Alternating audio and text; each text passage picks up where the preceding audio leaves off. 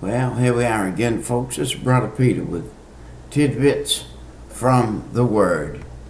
Hoping this excerpt finds you all fine and healthy and happy today. And there's a saying right here that I've heard all my life: healthy, wealthy, and wise.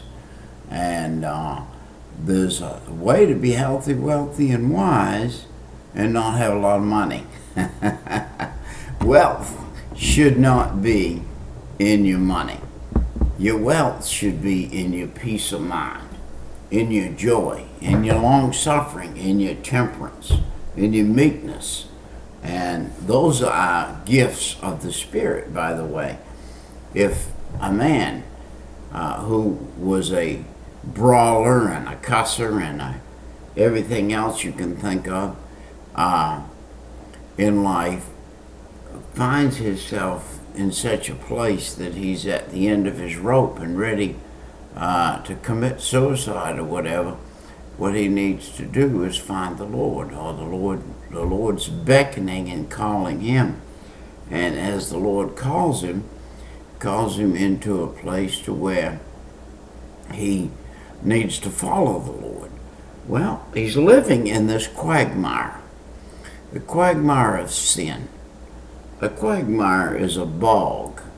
A bog is a place where you can grow cranberries. Cranberries come from a bog. When I was a young man, we could go out and we had a bog next door, and a lady next to us, her name was Miss Hibbett.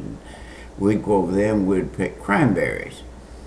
And you'd walk around in that bog and it'd be about almost knee deep walking around with the cranberries growing under it. And every time you take a step, you had to pick your foot way up here, and then when you step on it, it'd just keep going down, and you'd move that way. And that's how that worked. And so that bog worked that way. And a soft place in the ground is what a bog is. A soft place in the ground, a place you sink down and get stuck. We had clay pots behind our house we lived in a place when I was about 5, 6 years old. I guess about 6. And my daddy would go clamming down in the back. And one day I got in one of those clay pots. And I didn't think too much about it. And I'm tromping up and down in that clay pot. And I'm going deeper and deeper. Pretty soon I realize I'm too deep and I can't get out. Every time I go to try to get a foot up, it'd push the other one down. And so I started hollering, well, my daddy, he's digging clams. And he's way down, I'm a long ways away. And I got frightened, and I'm hollering, and he don't know what's the matter, and he throws his clam hole down, and he finally I get his attention, and here he comes running. And he runs all the way up to me. And he pulled me out of the quagmire. He pulled me out of the clay pot. That was a foolish act I did to get in that clay pot. And it's a foolish act we do when we live in a quagmire or in a clay pot or in a bog, where everything we do is going down. Everything we do is going down. And it seems like the more we try to get up, the further down we go. It's like quicksand. The more you wriggle in it, the further down you go.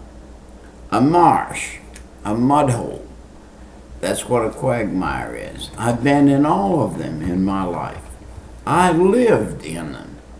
I lived in that type of life for 15, 18 years after my first married life, 10 or 12 years of my first married life.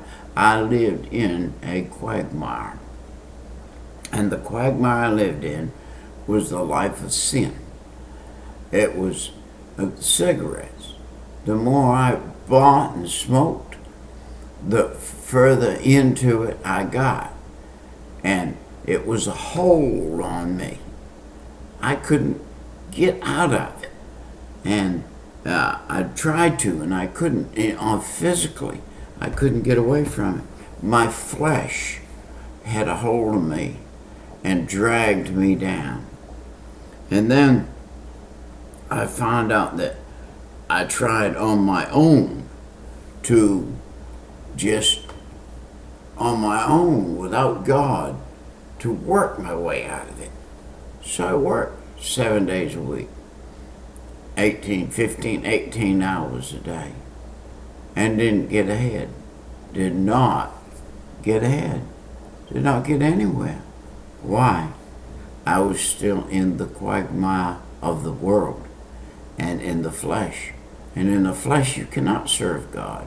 And in the flesh you cannot get peace of mind. You can't get ahead to where you're healthy, wealthy, and wise without money. I'm talking about being healthy, wealthy, and wise today without money. Money might make you wealthy, worldly wise, but it won't make you healthy and won't make you have peace of mind and be spiritually wise. Listen, we cannot succeed in something we're not willing to do. Our preacher said that. We cannot succeed in something we're not willing to do. We have got to be willing to surrender our will to God if we are going to succeed. In life, the minute you surrender your will to the God of heaven, you will start to succeed. You say, well, Brother Peter, I've been willing to follow God. I started going to church. Yeah? Well, that was good.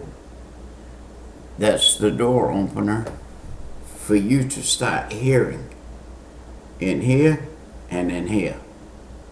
You hear with your head, you see with your internal man, you see with the eyes of your internal man, and you start hearing in your heart.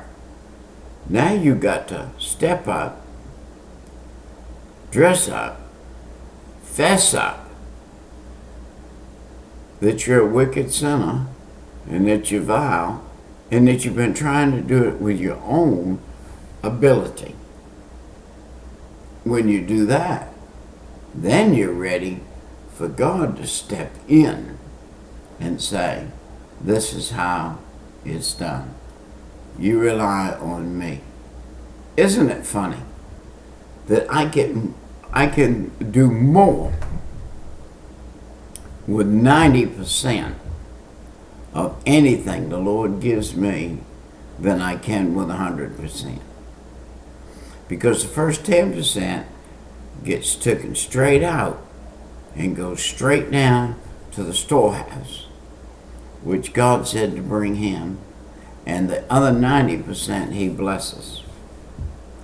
On the other hand, the truth of the matter is, I can live more on 60%. I can give 30% to the Lord and do more with 60% than anybody in the world can do with 100% that's not serving the Lord. Because 60% blessed by God does more than 100% not blessed by God every time. Guarantee it. Guarantee it. I'll guarantee that.